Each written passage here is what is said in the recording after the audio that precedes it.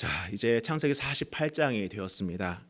우리가 지난 시간에 묵상했던 내용이 무엇이었나요? 이제 야곱이 바로 앞에 서는 내용이었습니다.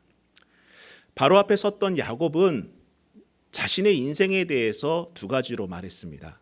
가장 먼저 어떤 표현을 썼습니까? 나그네 길이라는 표현을 썼어요. 나그네 길. 그렇습니다. 우리의 인생은 나그네와 같습니다. 여러분, 나그네가 무엇입니까? 여행자죠. 떠돌아다니는 사람, 한 곳에 머물지 않은 사람을 나그네라고 합니다. 즉 어느 한 곳에 정착해서 사는 사람이 아니라 잠시 머물다가 떠날 사람을 나그네다라고 말합니다. 여러분, 사람들이 왜 인생을 허무하다고 말을 하겠습니까? 그 이유는 단순합니다. 현재 살고 있는 것이 영원하다라고 착각하고 있기 때문이라는 거예요. 영원할 것만 같은 이 세상을 떠나야 하니까는 허무하다라고 말을 하고 있는 것입니다. 또한 야곱은 나그네 길 말고 자신의 인생을 뭐라고 표현했느냐? 험악한 세월이라고 표현했습니다. 이런 표현으로 야곱은 그동안 자신은 산전수전을 다 겪었다고 고백하고 있는 것이죠. 그렇습니다. 우리가 지켜본 야곱의 삶은 정말 험악한 세월 그 자체였습니다. 그러나 여기서 우리가 생각해 봐야 할 것은 그가 그런 험악한 세월을 살아갈 때에 과연 야곱은 그러한 세월을 어떻게 헤쳐나갔냐는 거예요. 험악한 세월을 어떻게 헤쳐나갔겠습니까? 가장 먼저 그가 형 에서를 피해서 집에서 도망 나왔을 때에 하나님은 그에게 꿈을 주셨습니다. 그렇죠? 도망 나와서 어떻게 해야 할지 막막한 그런 상황 가운데서 하나님은 그에게 꿈을 주셨어요. 또한 외삼촌 라반의 집에서 무급봉사를 하고 정말 어려운 순간에 있었을 때에 하나님께서는 그에게 풍족한 재산을 얻게 하시고 가정을 이루게 하셨습니다. 또한 형 에서를 만나야 하는 그 두려움과 위기의 순간에 하나님은 야곱에게 새로운 이름 이스라엘을 주셨으면서 하나님의 약속을 재확인시켜 주셨습니다. 이처럼 야곱이 자신의 인생을 험악한 세월이라고 평가할 만큼 힘든 나날을 보내었지만은 그러한 인생의 위기를 기회로 바꾸게 하신 분은 누구시다? 하나님이시다라는 거예요. 여러분, 우리도 험악한 세월을 살아갑니다. 저마다 힘든 시기를 보내고 있습니다. 그러나 이러한 힘든 시기를 기회로 바꿔주시는 분이 계십니다.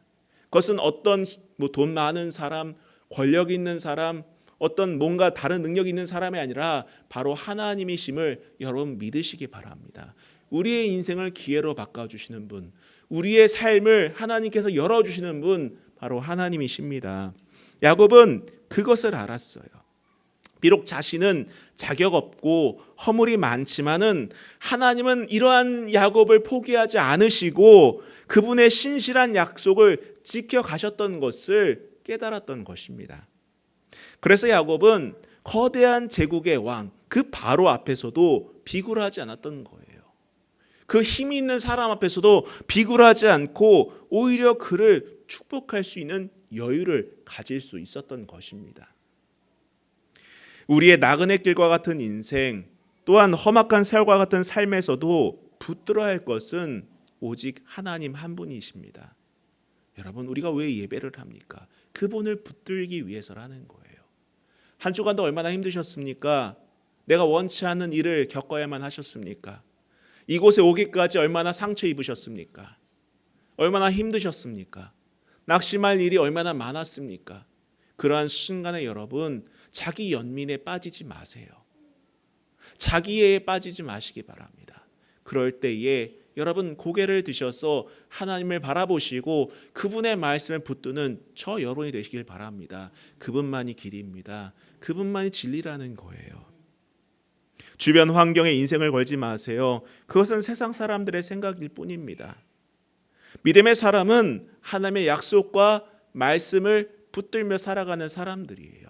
우린 그런 사람들입니다. 자, 이제 야곱은 그의 인생의 마지막을 앞두고 있어요. 그렇습니다. 여러분, 사람은 누구나 예외 없이 인생의 마지막에 다다릅니다. 어느 누구도 부인하고 부정할 수 없어요. 가는 시간을 붙들 수 없습니다. 가는 세월 누가 막겠습니까? 일반적으로 사람들은 이러한 인생의 화운기를 맞이하면은 대체로 소소한 일이나 여가와 유흥으로 노후를 보내려고 합니다. 젊을 때 그렇게 일을 하는 이유가 무엇입니까? 편안한 노후 보내려고 하는 것 아니겠습니까?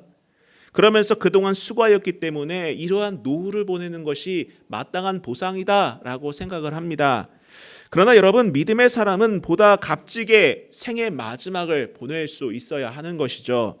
과연 야곱은 그의 삶의 끝자락에 무엇을 말하는지 또 무엇을 중요하게 여기든지를 한번 살펴볼 수 있기를 바랍니다.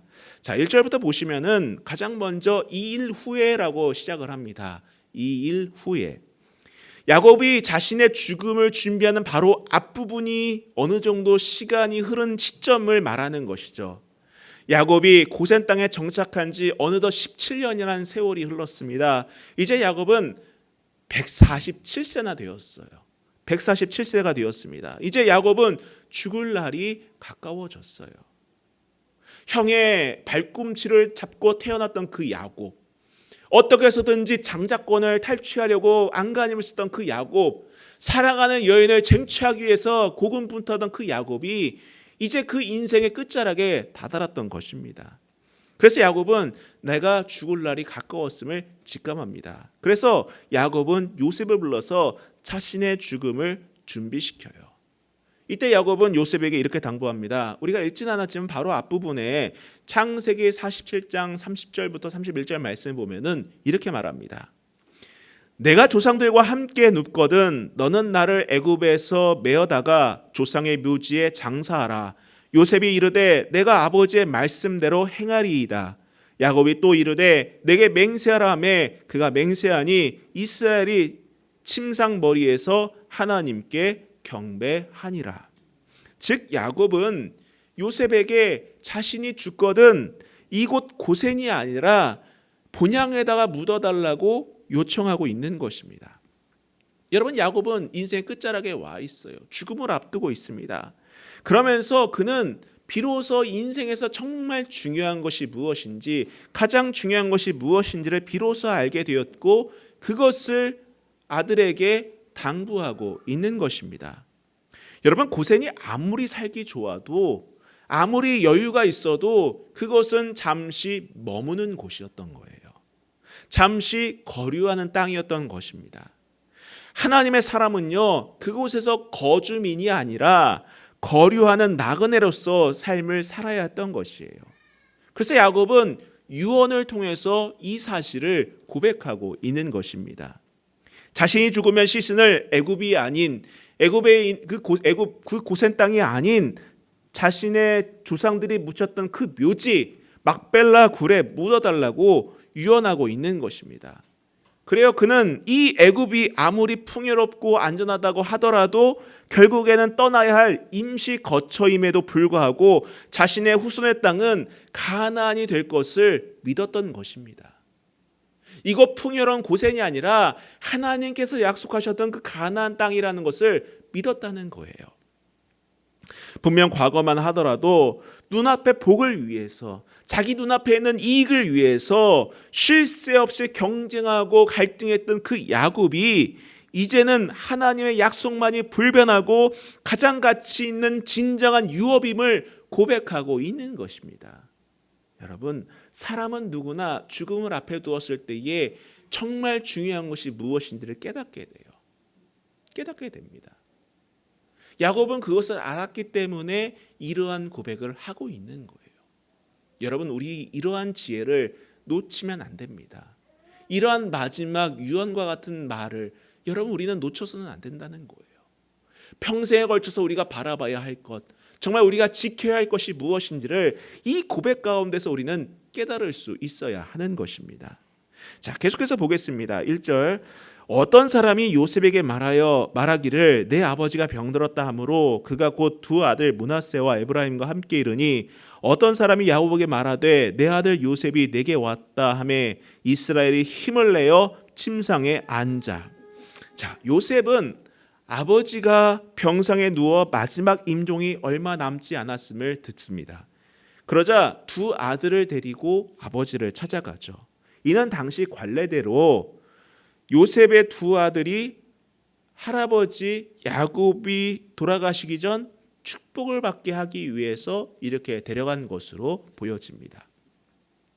자, 요셉을 본 야곱은 오늘 성경을 보면은 마지막 힘을 내어서 침상에 앉습니다. 여러분, 병상에 누워 노쇠에 죽어가는 입장에서 굳이 마지막 힘을 짜내어서 침상에 앉은 이유가 무엇일까요? 무엇이겠습니까? 어떤 확고한 결의와 의지를 보여주는 대목이라고 할 수 있다는 거예요. 그가 마지막 시간, 마지막 힘을 짜내어서 정말 중요한 일에 쏟아내고 있다는 것을 보여주고 있는 것이죠. 과연 마지막 힘을 짜내어서 보여준 행동이 무엇일까? 하는 말이 무엇인지를 보도록 하겠습니다. 3절부터 볼게요. 요셉에게 이르되 이전 가나안 땅 루스에서 전능하신 하나님이 내게 나타나사 복을 주시며 내게 이르시되 내가 너로 생육하고 번성하게 하여 내게서 많은 백성이 나게 하고 내가 이 땅을 내 후손에게 주어 영원한 소유가 되게 하리라 하셨느니라. 여러분, 야곱이 그 마지막 생애에 마지막 힘을 짜내어서 요셉에게 해준 그 말은 무엇입니까? 그 첫 말이 하나님의 약속을 기억하게 하는 바로 그 말씀이었다는 거예요. 과거 야곱은 야곱은 그곳을 베델이라고 불렀습니다. 루스예요. 원래 지명은 루스인데 그곳을 베델이라고 부른 겁니다. 이 루스에서 하나님의 약속을 받았고 그 약속이란 하나님께서 아브라함 때부터 주셨던 그 변하지 않은 언약들이었던 것이죠. 그래서 내가 너로 생육하고 번성하게 하여 내게 많은 백성이 나게 하고 내가 이 땅을 내 후손에게 주어 영원한 소유가 되게 하리라, 바로 그 약속을 가장 처음으로 짜내어서 말을 해준 것입니다. 그렇습니다. 하나님은 약속의 하나님이십니다. 그런 하나님을 가르쳐주는 것이야말로 신앙의 출발점이에요. 이 시대 많은 부모들이 자녀들에게 좋은 것을 주고자 합니다. 그렇죠? 좋은 환경을 주고자 해요. 좋은 교육을 물려주려고 합니다. 그러나 여러분, 이러한 것들보다 가장 우선순위에 들여야 할 것이 무엇이다? 바로 신앙교육입니다. 신앙교육이에요. 구체적으로 말씀 교육입니다. 아이로 하여금 하나님을 가르치고 성경을 가까이 하게 하는 것, 하나님의 그 마음에 품게 하는 것, 하나님의 말씀을 온전히 신뢰하게 하는 것이 중요하다라는 거예요. 그것을 단순하게 다른 사람에 맡기고 교회 교육에 맡기는 것이 아니라 여러분, 우리가 해야 된다는 거예요. 우리 부모들이 해야 된다는 것입니다. 우리 엄마, 우리 아빠가 그 역할을 해내야 된다는 거예요. 야곱은 다른 사람에게 맡기지 않습니다. 누군가 찾아가서 성경 말씀 들어라, 누구에게 하나님에 대해서 증언을 받아라, 이 말을 하잖아요. 아버지의 입으로 그 아들에게 하나님을 증언하고 그 약속에 대해서 가르쳐주고 있는 것입니다. 그리고 여기서 복을 주면서 말씀하신 것에 대해서 좀 더 살펴보면은 내가 너로 생육하고 번성하게 하여 내 땅을 내 후손에게 주어 영원한 소유가 되게 하리라. 여러분, 이 복은요, 단순하게 이 땅에서 누리는 복만을 말하는 것이 아니죠. 물론 하나님은 복의 근원이시기 때문에 형통의 복을 허락하십니다. 우리 한 사람 한 사람에게 복을 주시는 분이십니다. 그 복이 넘치시기를 축원합니다. 우리 성도들의 삶에 넘칠 수 있기를 기원합니다. 그러나 여러분, 믿음의 사람은 이 영원한 소유라는 이 표현을 보면서 우리가 누리는 이 복이 단순히 현세에 누리는 복만이 아니라 하나님의 나라에까지 이어지는 소망이 있음을 우리는 깨달아야 한다는 거예요. 그렇습니다. 하나님 약속의 안에 있는 사람들은요, 현세에서도 복을 누리지만은 구원의 축복까지 이어짐을 알고 있습니다. 여러분, 그래서 믿음이 중요한 거예요. 하나님을 아는 것이 그래서 중요한 것입니다. 자, 계속해서 보겠습니다. 5절부터 보겠습니다. 내가 애굽으로 와서 내게 이르기 전에 애굽에서 낳은 두 아들 에브라임과 므낫세는 내 것이라. 르우벤과 시므온처럼 내 것이 될 것이요 이들 후에 내 소생은 내 것이 될 것이며 그들의 유산은 그들의 형의 이름으로 함께 받으리라. 자, 이 대목에서 우리는 왜 야곱이 쇠약해진 몸을 굳이 일으켜서 침상에 앉아 마지막 힘을 짜내어 말을 하고 있는지를, 그 이유를 발견할 수 있어요. 가장 먼저 하나님과 하나님의 약속을 가르쳐준 그 야곱은 이어서 갑자기 요셉의 두 아들 에브라임과 므낫세를 자신의 아들이 되게 하겠다고 선언하고 있습니다. 지금 손자를 내 아들로 삼겠다라고 말하고 있는 거예요. 아니, 어떻게 손자를 아들로 입양을 합니까? 이게 어떻게 가능합니까? 여러분, 현대인의 관점에서는 도무지 이해할 수 없는, 납득이 되지 않는 대목입니다. 그러나 여러분, 이 안에는 하나님의 뜻이 담겨져 있어요. 하나님의 뜻이 담겨져 있습니다. 요셉의 두 아들이 야곱에게 입적이 되면은요, 결과적으로 유산을 2배로 받습니다. 2배로 받아요. 그렇죠? 두 아들이 받으니까 2배가 되는 것 아니겠습니까? 그러나 이를 단순하게 금전적인 면에서 잘됐다, 이익이 되었다, 이것이 아닙니다. 이것을 단순히 금전적인 면으로만 봐서는 안 돼요. 여러분, 당시 관례를 따르면요, 장남은 유산을 받을 때에 다른 형제들에 비해서 2배를 받았습니다. 두 사람분의 몫을 받았어요. 자, 이 말은 무슨 말입니까? 결국 야곱이 이 므낫세와 에브라임과 므낫세를 자기 아들로 삼아서 유산을 물려주겠다라고 말한 것은 결국은 무슨 의미를 갖고 있는 것입니까? 요셉을 장자로 삼겠다는 거예요. 요셉을 장자로 삼겠다는 그 의미를 부여하고 있는 것입니다. 여러분, 야곱은요 누구보다도 이 장자권 때문에 고통받던 사람이었습니다. 여러분, 우리가 함께 창세기를 묵상했기 때문에 잘 알고 있지 않습니까? 누구보다도 이 장자권 때문에 고통받았던 사람이고 힘들어했던 사람이었어요. 여러분, 그 형과 화해하기까지 얼마나 그 장자권 때문에 고통받았습니까? 얼마나 힘들어했습니까? 그래서 야곱은요, 자신이 죽기 전에 이 장자권에 대해 분명히 해야겠다는 생각을 했던 것이고, 그것을 이행했던 것입니다. 결국 요셉은요, 자신이 꿈에서 본 대로 영광을 받은 거예요. 여러분, 단순히 곡식단이 절한 것, 해와 달과 11별이 절했던 것, 이것은요 기근 때 형들이 와서 엎드려서 곡식을 받아냈던 그것을 위한 꿈이 아니었던 거예요. 그것을 위한 꿈이 아니었던 것입니다. 그저 우리는 그런 생각하지 않습니까? 요셉 총리가 되었을 때에 형들이 곡식을 좀 사려고 와서 그 총리된 요셉 앞에 엎드렸던 것을 보고 그게 꿈이 이루어진 것이 아닌가라고 생각을 하겠지만은 그게 아니었던 거예요. 그게 아니었던 것입니다. 바로 그가 꾸었던 꿈은 영적인 장자권이 상속되는 그러한 꿈이었던 것입니다. 그리고 이 장자권이 야곱은 자신의 편애로 이루려고 했었던 것이지만 실패했지 않았습니까? 또 요셉의 형들을 비롯한 다른 사람들은 그의 꿈을 죽이려고 했지만 실패했던 것 아니겠습니까? 하지만 하나님은 주셨던 꿈을 기억하셨고 그 꿈을 살리셔서 기어이 이루셨던 것이에요. 여러분, 하나님은 하십니다. 하나님은 하십니다. 그래서 하나님께 맡겨야 하는 거예요. 내가 고민하고 내가 걱정하고 내가 염려하고 내가 안 되는 거 어떻게든 발버둥 치는 그 부분이 아니라 여러분, 맡겨야 할 것은 맡겨야 한다는 거예요. 특별히 하나님께서 주신 영역이라면은, 하나님께 주신 부분이라면은, 말씀하신 부분이라면은 전적으로 그분께 맡기는 것이 믿음이고 그것이 승리입니다.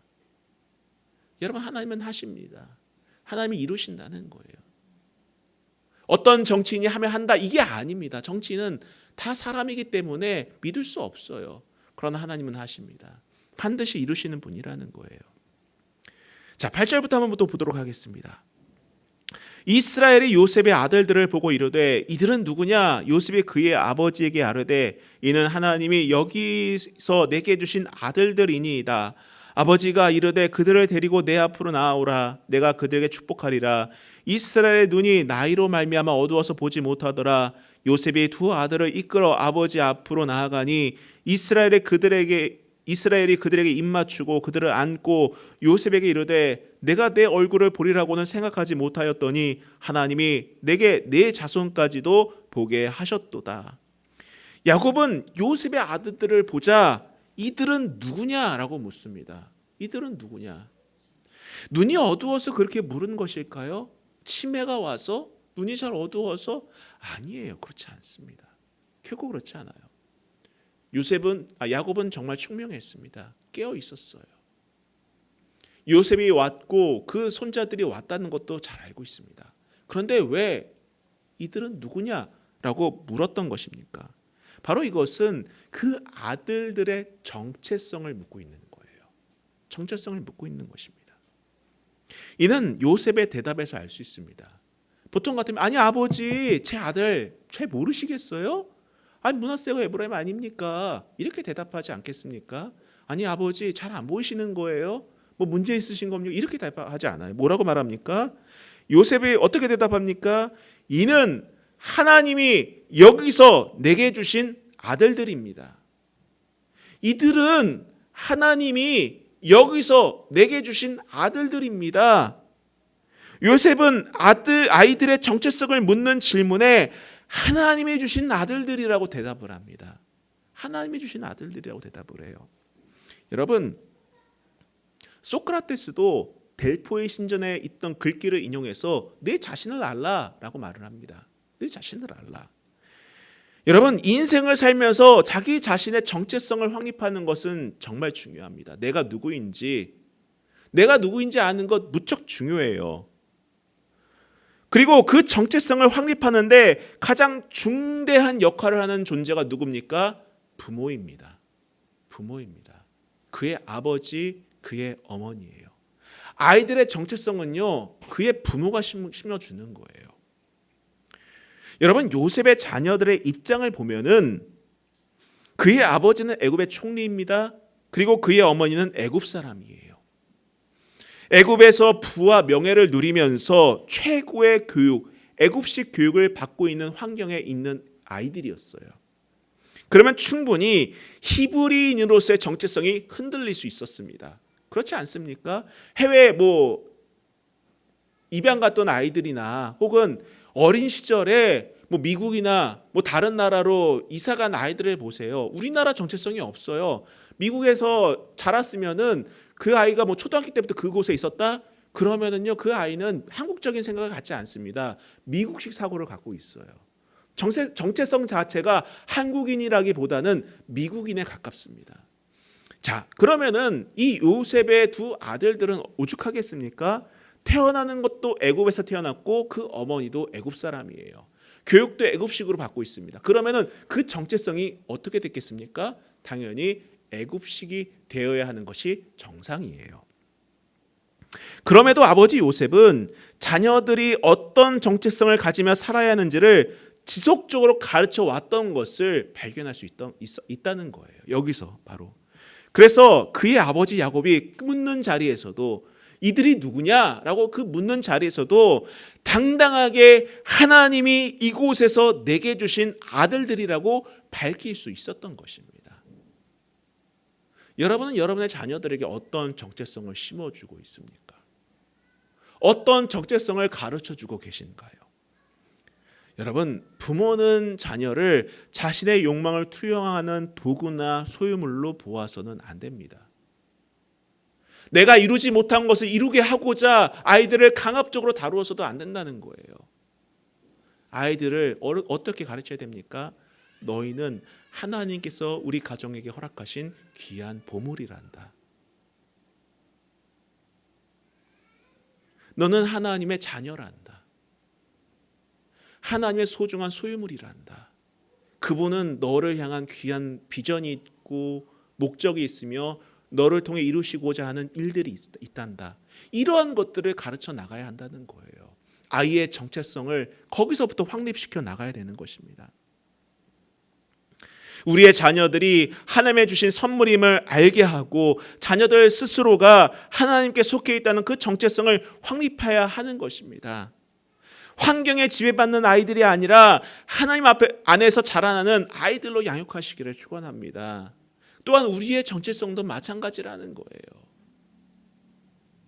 자, 13절부터 읽고 마치도록 하겠습니다. 오른손으로는 에브라임을 이스라엘의 왼손을 향하게 하고 왼손으로는 므낫세를 이스라엘의 오른손을 향하게 하여 이끌어 그에게 가까이 나아가매 이스라엘의 오른손을 펴서 차남 에브라임의 머리에 얹고 왼손을 펴서 므낫세의 머리에 얹으니 므낫세는 장자라도 팔을 엇받고 얹었더라. 그가 요셉을 위하여 축복하여 이르되 내 조부 아브라함과 이삭이 섬기던 하나님, 나의 출생으로부터 지금까지 나를 기르신 하나님, 나를 모든 환난에서 건지신 여호와의 사자께서 이 아이들에게 복을 주시오며 이들로 내 이름과 내 조상 아브라함과 이삭의 이름으로 칭하게 하시오며 이들이 세상에서 번식되게 하시기를 원하나이다. 요셉이 그 아버지가 오른손을 에브라임의 머리에 얹은 것을 보고 기뻐하지 아니하여 아버지의 손을 들어 에브라임의 머리에서 므낫세의 머리로 옮기고자 하여 그의 아버지에게 이르되 아버지여 그리 마옵소서 이는 장자이니 오른손을 그의 머리에 얹으소서 하였으나 그의 아버지가 허락하지 아니하며 이르되 나도 안다 내 아들아 나도 안다 그도 한 족속이 되며 그도 크게 되려니와 그의 아우가 그보다 큰 자가 되고 그의 자손이 여러 민족을 이루리라 하고 그 날에 그들에게 축복하여 이르되 이스라엘이 너로 말미암아 축복하기를 하나님이 내게 에브라임 같고 므낫세 같게 하시리라 하며 에브라임을 므낫세보다 앞세웠더라. 자, 요셉은 자기의 두 아들들이 아버지 야곱, 그들의 할아버지였던 야곱의 축복을 받게 하기 위해서 오른손으로는 에브라임을 야곱의 왼손을 향하게 합니다. 그러니까 야곱이 앞에 있으면은 마주보고 있을 때에 왼손을 향하게끔 에브라임을 자기의 오른손을 잡고 가라. 또 반대로 므낫세는 요셉이 왼손으로 잡고 있다가 야곱의 오른손으로 보내고 있는 거예요. 아버지의 편의를 위해서 그렇게 한 거죠. 왜냐하면은 오른손으로 기도받는 것은 장자의 특권이고 왼손은 차자이기 때문에 그렇게 배려를 한 것입니다. 자, 그런데 야곱은 오른손을 펴서 어떻게 합니까? 차남의 머리인 에브라임 머리에 손을 얹습니다. 반대로 왼손을 펴서는 오른손을 왔던 그 므낫세에게 얹고 기도를 하는 거예요. 이렇게 엇갈려서 기도를 하고 있는 것입니다. 지금 야곱은 분명 눈이 어둡습니다. 요셉도 그거 알았어요. 그래서 아버지를 좀 도와주기 위해서 그 기도받는 데 좀 편하게 하기 위해서 야 므낫세 누구냐? 이렇게 하지 않게 하기 위해서 에브라임 또 어디 있냐? 이렇게 하지 않게 하기 위해서 자연스럽게 이렇게 보낸 거예요. 에브라임과 므낫세를 각각 아버지의 오른손과 왼손에 맞게끔 보냈는데 아버지 야곱은 이것을 반대로 엇갈려서 기도를 하고 있는 것입니다. 지금 야곱은 분명 눈이 어두워져 있는 상태입니다. 물론 과거 자기가 장자권을 얻기 위해 이삭을 속일 만큼 영혼의 눈도 어두웠던 적도 있었어요. 그러나 지금은 아니에요. 지금은 아닙니다. 지금은 아니라는 거예요. 그는 요셉의 장자 므낫세가 아니라 차남인 에브라임이 장자의 복을 이어갈 것이라는 것을 알고 있어요. 그것이 하나님의 생각이라는 것도 알고 있었습니다. 그래서 야곱은 자신의 치우친 마음에 따라 결정하지 않고 그는 자신의 기호나 당시 풍습 혹은 영향력 있는 아들 요셉이 이 두 아이의 미래를 결정하는 것이 아니라 하나님의 권능에 맡긴 것입니다. 자녀들을 누구에게 맡겼다? 하나님의 권능에 맡겼다는 거예요. 야곱은요, 나그네와 같은 인생, 험악한 세월을 살아오면서 자신의 지혜나 세상적인 수단에 의지하기보다는 하나님께 맡기는 것이 가장 확실한 것임을 깨달았기에 이렇게 할 수 있었던 것입니다. 여러분, 이게 믿음입니다. 이게 믿음이에요. 이게 믿음입니다. 이러한 믿음을 소유할 수 있기를 축원합니다. 맡길 수 있는 믿음이 우리에겐 필요합니다. 맡긴다고 하지만 여전히 근심하고 여전히 걱정하고 여전히 염려한다면 여러분 그것은 믿음이라고 볼 수 없어요. 맡긴다는 것은 내 마음에서 떨어뜨려 놓는 거예요. 하나님께 던져 놓는 것입니다. 물론 이것을 본 요셉은 심기가 불편했습니다. 성경을 보면 요셉이 기뻐하지 않았다고 하는데 원문은 이것을 라라고 말을 합니다. 라라고 표현하는데 이것은 상당히 감정적으로 불쾌했다는 거예요. 불쾌했다는 것입니다. 아마도 요셉은요, 이 장남에 대한 특별한 애정이 있었던 것 같아요. 그도 그럴 것이 여러분, 첫째 아이는 좀 특별합니다, 사실. 왜냐하면요, 힘든 시기를 보낼 때에 만난 그 첫 번째 아이는요, 좀 각별합니다. 어려운 시기를 보냈을 때 만났던 그 아이. 요셉의 입장에서 이 첫째 아들은 어떤 아이였겠습니까? 그가 보디발 장군의 집에서 노예 생활을 하고 감옥에서 모진 고생을 하다가 은혜로 총리가 되지 않았습니까? 그 총리가 되어서 비로소 아내를 얻고 자녀를 얻었어요. 그럼 그 첫째 아이가 얼마나 각별하겠습니까? 얼마나 각별하겠냐고요. 하지만 야곱은 이러한 요셉에게 분명히 말합니다. 나는 실수한 것이 아니다. 난 지금 착각하고 있지 않다. 내가 지금 눈은 어둡지만은 그 어느 때보다도 또렷하다. 내 영은 맑다. 분명하게 밝혀주고 있는 것입니다. 정리하겠습니다. 여러분, 어떤 이는 자녀에게 물질적인 유산을 남겨주고자 합니다. 더러는 인내심, 사랑, 의욕, 개성, 배움, 꿈을 남겨주고자 하는 사람들도 있습니다. 혹은 좋은 추억과 지혜, 건강, 바른 습관 등을 꼽기도 하죠. 여러분은 무엇을 남겨주시기를 원합니까? 생의 마지막 순간에 우리의 후손들에게 무엇을 말하기를 원하십니까? 무엇이 중요하다라고 말하기를 원하십니까? 여러분이 지금 이 순간 가장 가치 있는 것은 어떤 것입니까? 믿음, 소망, 사랑이야말로 최상의 유산이 아닐까요? 최고의 가치 아니겠습니까? 우리의 신앙이야말로 불변하는 가장 위대한 자산임을 여러분 잊지 마시길 바랍니다. 그러한 정체성을 갖고 그러한 정체성을 자녀들에게도 물려주는 저 여러분들의 수 있기를 주님의 이름으로 축원합니다. 우리 같이 찬양하고 기도하겠습니다.